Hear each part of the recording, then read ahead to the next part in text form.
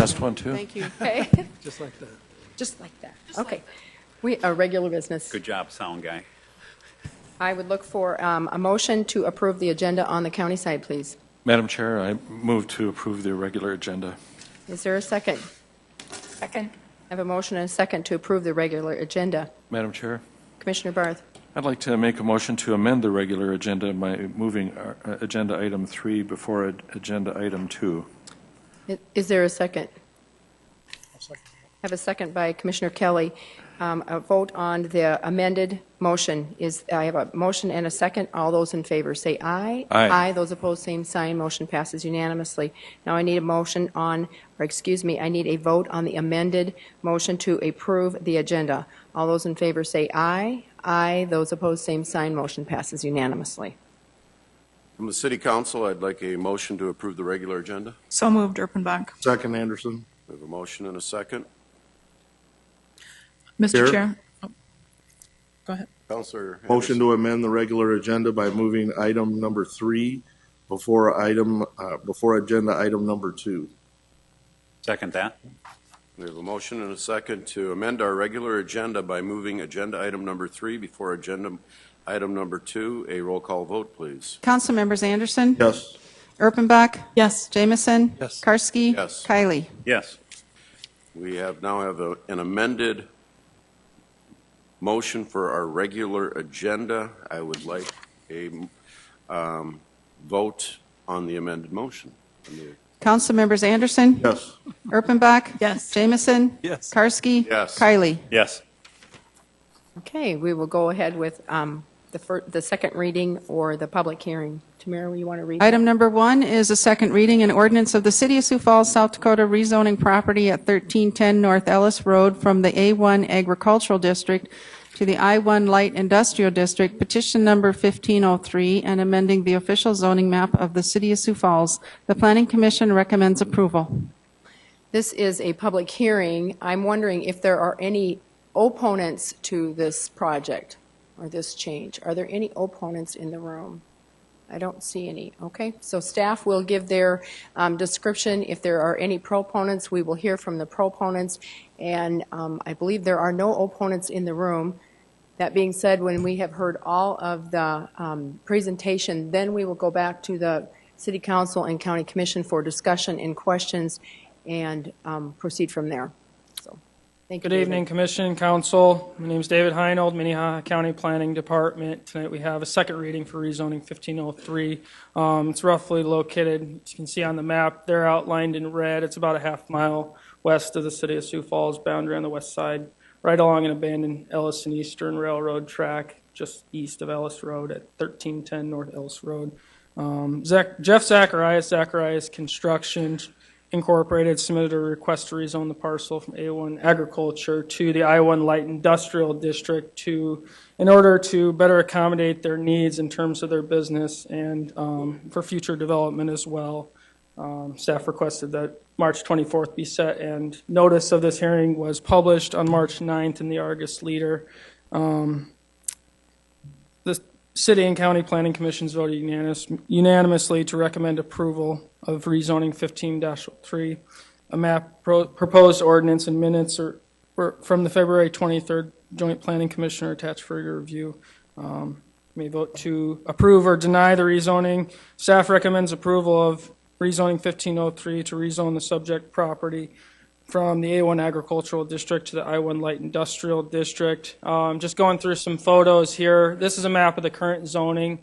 The I1 Light Industrial District extends to on the west side. It's mainly consistent of a feed manufacturing business, as you've seen just off of Ellis Road there. There's a property that you see if you go along the railroad tracks east of Ellis is used for dairy processing storage materials. So it has a similar industrial type use, and then the subject property is located just to the east of that. This is the petitioner's building who's submitting the rezoning request, just going through some of those photos. And they can clarify on that some more as far as their future plans if you have any questions. And this is the building that is right along Ellis Road and just going along that as well. And then you have the feed manufacturing business in the distance there just off of Ellis Road. Just wanted to point out that the 1998 Comprehensive Development Plan for Minnehaha County recognizes Ellis as the unincorporated area of Ellis as a existing rural service area, which promotes the reasonable expansion of commercial industrial areas. So if you have any questions, I'll be glad to answer them. We're going to finish testimony first and go back to questions. Would the petitioner like to speak at all to this project or this zoning change? I don't see any that wants to speak. And there are no opponents in the audience? Then I would open it up for questions for David, if you have any. Are there any questions for David? I don't see any, so we'll go back to the county commission. I would look for a motion. Move for approval, Kelly. I have a motion to approve from Commissioner Kelly. Is there a Second. second? I have a motion and a second. Any other discussion? All those in favor say aye. Aye. Those opposed, same sign. Motion passes unanimously. Move to approve on the city side, Erpenbach. Second, Kylie. We have a motion and a second to approve for the city. Roll call vote, please. Councilmembers Anderson. Yes. Erpenbach. Yes. Jamison. Yes. Karski. Yes. Kylie. Yes. That motion passes by a vote of 5-0. Next item is a presentation of the annual report for the Siouxland Heritage Museum Special Enterprise Fund by Bill Hoskins, Director.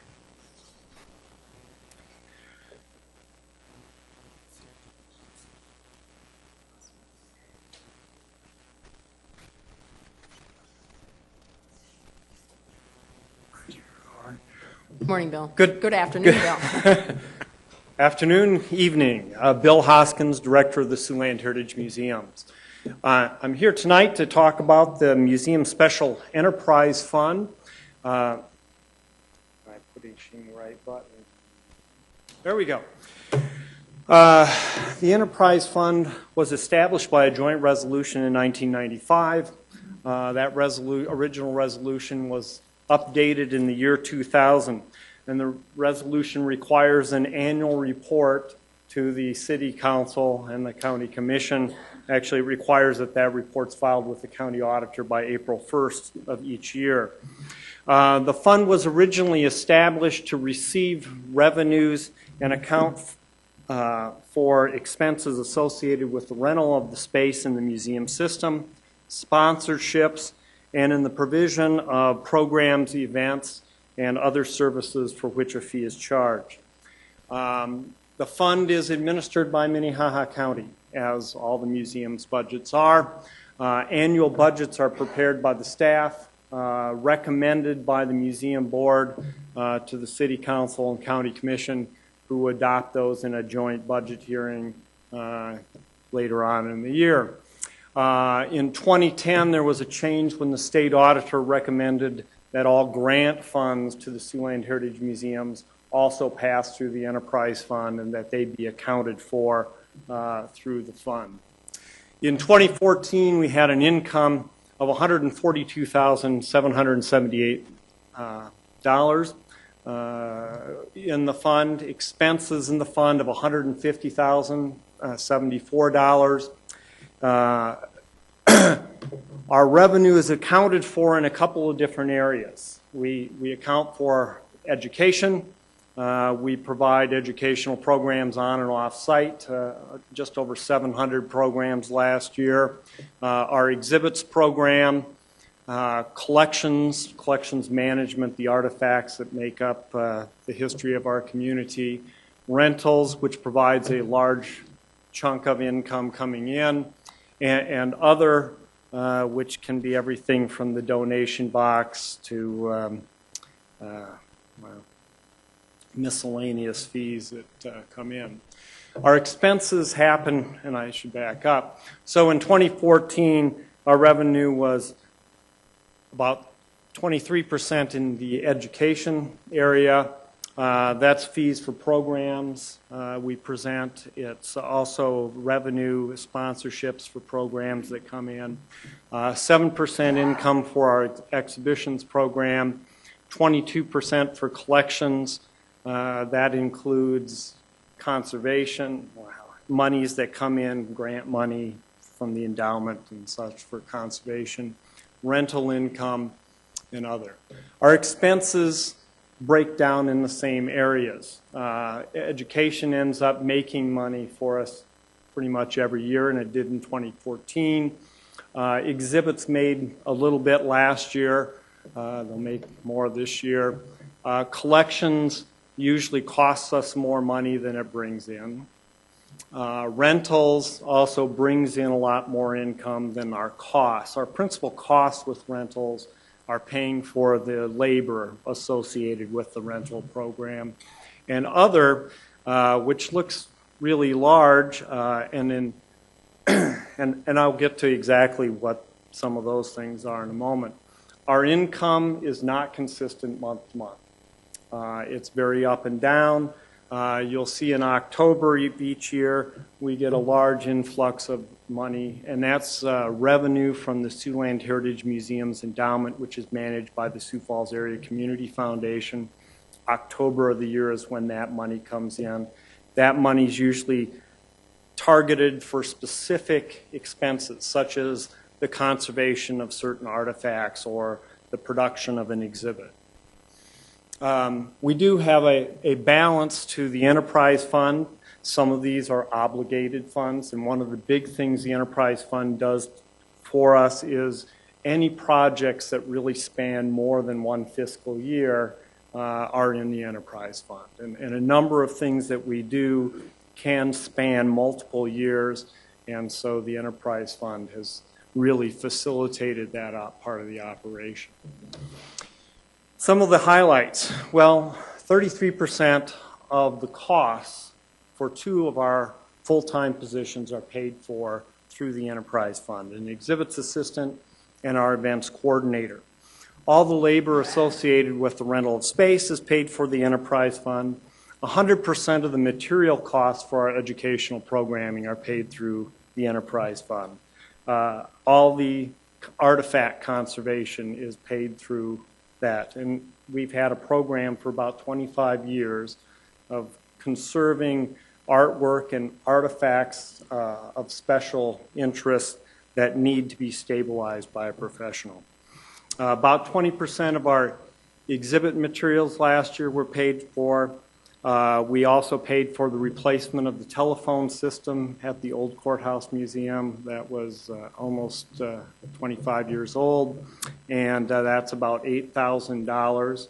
That was really a project that, well, it got cut out for the second year in a row through the budget process, and we made the choice to get the new phones before the system actually died. And so when you look at our expenses are about $8,000 in excess of our revenues, we were pretty close except for the phones, but that's what this fund's for. We replaced the Star Lab, which is an inflatable planetarium. We had acquired one in 1980, and that one was deteriorating. The dome was getting gummy and had a few extra stars, and so the enterprise fund replaced the Star Lab. Also, we paid for some architectural fees and platting fees associated with the collection center project out of the enterprise fund. It's been a very important part of our budget. It's one of 5 budgets we operate, and it's about 14% of our total operating expenses in the 2015 year. And over the time of the enterprise fund, it's paid for about $1.5 million worth of expenses, saving the taxpayers that money. Thank you. If you have specific questions, I'm more than happy to answer. Are there any questions for Bill? Being none, thank you, Bill. Thank you. All righty. We have one more piece of business, and if I'll have our clerk read our first reading. The next item is a first reading to set a data hearing and second reading for Tuesday, April 7th, 2015 at 7 o'clock p.m. An ordinance establishing an interim moratorium on the installation of any billboard or issuance of any billboard permits pending further study. City Council action only. Move to approve, Erpenbach. Second, We Anderson. have a motion and a second. Councilor Jamison? Yes, I'd like to just explain this a little bit for the public and anybody who might be interested of why we're doing this, really essentially what it is, why we're doing it, and when it looks to be into effect. St. Patrick's Day, last St. Patrick's Day, the Land Use Committee met and received an update from city staff on the request of Councilor Kiley that we look into the impacts of billboards within the community in a more in-depth fashion. Some of us have received complaints about new billboards that have been put up and how they've drastically changed the landscape in areas that we never thought there would be billboards. So the Land Use Committee took immediate action with the help of City Attorney Dave Fifley and Mike Cooper and staff to address the situation before it got out of hand. This step is really kind of unprecedented by land use recommending these changes and then bringing it right to the City Council, and the City Council taking immediate action. I think it just cannot be understated how important it is for the Council to take action. The moratorium is in 180 days, 6 months at the most. The intentions are for us to come up with a solution before the moratorium ends, or at least 6 months, sooner the better, because there are businesses that are looking to do these signs and others. So 180 days, it does not impact the existing signs that are up. Those will not be impacted by this moratorium. And it does cover the installation and the permitting process. So even if a billboard is under construction at this very moment, they cannot complete it. And that really does put a lot of calming effect to the whole approach.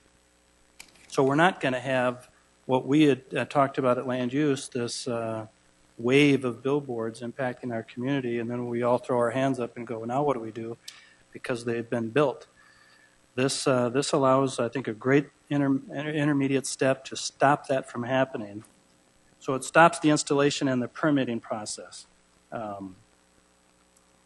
In essence, Shaped Places has a lot of wonderful things about it, but because of Shaped Places, there are areas around town where commercial development was then created and zoned, and therefore allowed the use of a billboard. And 41st and Sycamore is a perfect example of a billboard that was put up in an area that I don't think the neighbors ever thought there would be a billboard. And we've heard significant replies from land homeowners. So the effort here is to come up with a new standard, essentially, for our city, a community standard of where these signs should be, how many there should be, how high they should be, and all the areas that are allowed. It's a step back, but it's a nice, cautious approach to moving forward with something that becomes so permanent in our landscape. And I think it's okay to do it cautiously versus after the fact. So luckily, we've caught it before the real cat's out of the bag, I should say. But look for the second reading to happen April 7th. I would make that motion. I guess it's already been made. The motion's been made. Yeah. So then what happens is after the second reading occurs, the date that it would become law essentially is after it's been published, which would be the following Saturday, the 11th. So this is fast and it's furious, but it's absolutely necessary, and I would ask for your support. Okay. So as Councilor Jamison said, this is a first reading. We do not take public testimony until the second reading. We have a motion and a second to set a date of hearing and second reading for Tuesday, April 7th, 2015 at 7 p.m. A roll call vote, please. Council members Anderson? Yes. Erpenbach? Yes. Jamison? Yes. Karski? Yes. Kiley? Yes. That motion passes by 5-0. And just for clarity, this is a city issue only. This is not a county issue. Okay. Is there any old business? Is there any new business? I look for a motion on the county side to adjourn. Madam Chair, I move we adjourn. I have a motion and a second to adjourn on the county side. All those in favor say aye. Aye. Those opposed, same sign. Motion passes unanimously. And then from the city, a motion to adjourn. So moved. Second, Erpenbach. A motion and a second. All those in favor say aye. Aye. Opposed, same sign. Motion carries. Meeting Meeting is adjourned.